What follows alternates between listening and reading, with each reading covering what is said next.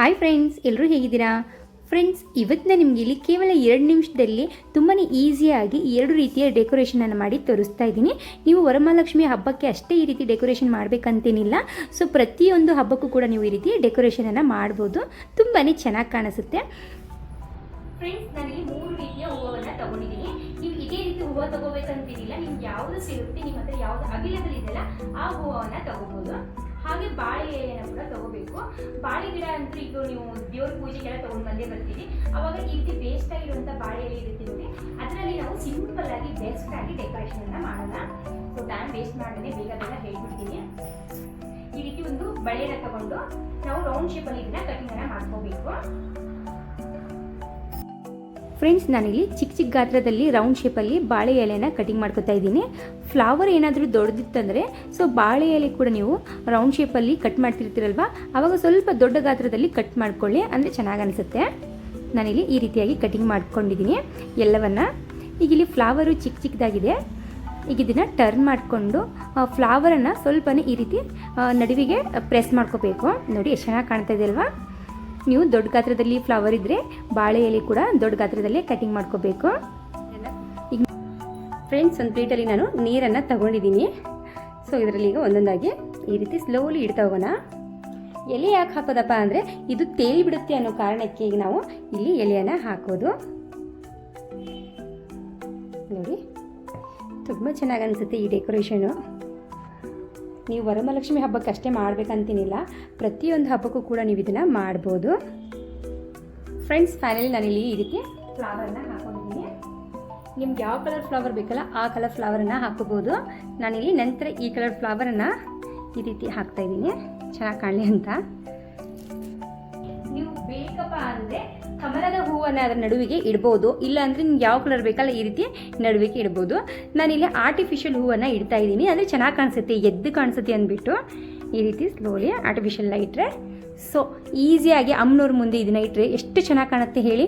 So ನಿಮಗೆ ಇಲ್ಲಿ ಇನ್ನೊಂದು ರೀತಿಯಲ್ಲಿ ಡೆಕೋರೇಷನನ್ನು ಮಾಡಿ ತೋರಿಸ್ತಾ ಇದ್ದೀನಿ. ವಿಡಿಯೋನ ಪೂರ್ತಿ ನೋಡಿ ಫ್ರೆಂಡ್ಸ್, ಖಂಡಿತ ನಿಮಗೆ ಇಷ್ಟ ಆಗುತ್ತೆ. ಫ್ರೆಂಡ್ಸ್, ನಾನಿಲ್ಲೊಂದು ಬಾಳೆ ಎಲೆಯನ್ನು ತೊಗೊಂಡಿದ್ದೀನಿ, ಈ ರೀತಿ ಕಟ್ ಮಾಡಿಕೊಂಡು ಆವಾಗಲೇನು ಉಳಿದಿತ್ತಲ್ವಾ ಅದೇ ಬಾಳೆ ಎಲೆನ.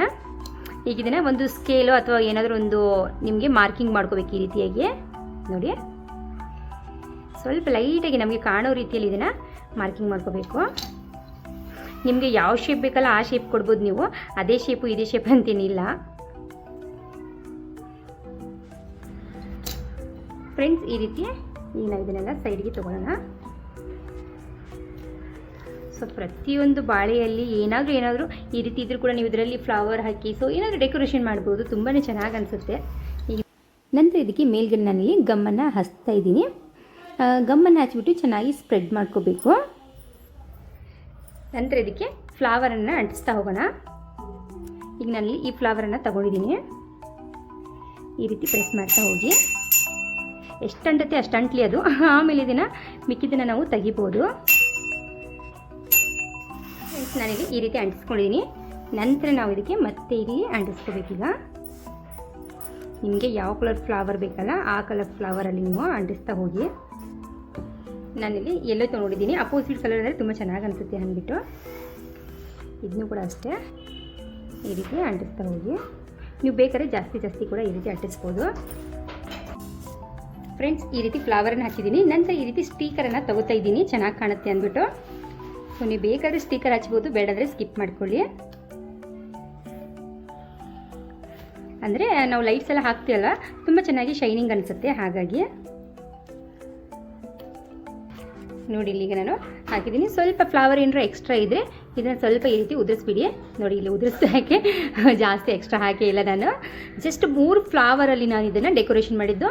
ನೀವು ಜಾಸ್ತಿ ದೊಡ್ಡ ಬೇಕಾದ್ರೂ ಮಾಡ್ಕೋಬೋದು, ಬಾಗಲ್ ತೋರಣ ರೀತಿಯಲ್ಲಿ, ಇಲ್ಲಾಂದರೆ ಅಮ್ಮನವ್ರ ಮುಂದೆ ಈ ರೀತಿ ಇಟ್ಟರೆ ತುಂಬ ಚೆನ್ನಾಗಿ ಅನಿಸುತ್ತೆ ಈ ಕಡೆ ಎಲ್ಲ ಡೆಕೋರೇಷನ್ ಮಾಡೋಕ್ಕೆ. ನೋಡಿದ್ರಲ್ಲ, ಇದು ಕೂಡ ಎಷ್ಟು ಈಸಿಯಾಗಿ ನಾವು ಮಾಡ್ಬೋದಂತ.